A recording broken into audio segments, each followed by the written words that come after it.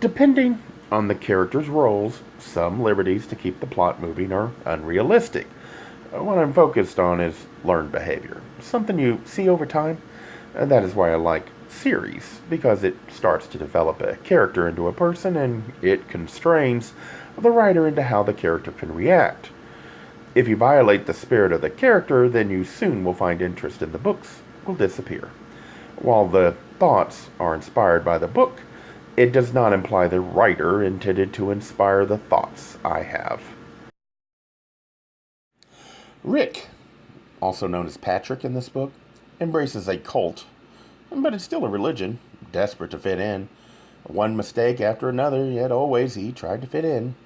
He thought he had been saved. In many ways, maybe that's what a person that becomes a priest might think.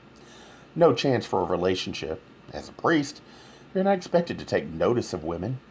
Problem with that is, you're still trying to be acceptable, and worse, you are locking yourself into a life choice that eventually you cannot maintain. It's a closet just as destructive as those that choose sex reassignment surgery, or marry even if you convince yourself you are in love. It's a need to be accepted, to relieve the expectations of your peers, and in desperation, you grab for it. Your true self will not be denied no matter how hard you wish. It would go away. Eventually, like a starving person, your body will demand attention, and you might do things you will regret, even things that would destroy others.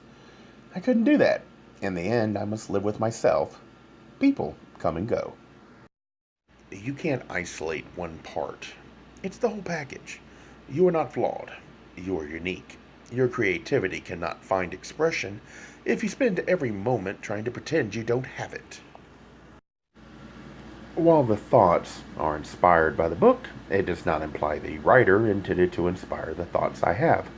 The attempt is to start a discussion and get people to think about human behavior from the perspective of the closet. How this might lead to problems that make friends or partners or even business relationships difficult. I can understand why some would dismiss this effort. I find reminders in how the characters behave with memories of my own experiences and then explore that aspect. It's meant to start people to think. It is not meant to imply I am right. If you do not share the ideals with others, then how will you know if you're right? When talking, the focus should be on challenging and exposing your ideals, not in changing other opinions. That would only lead to frustration, since the only person you can change is yourself.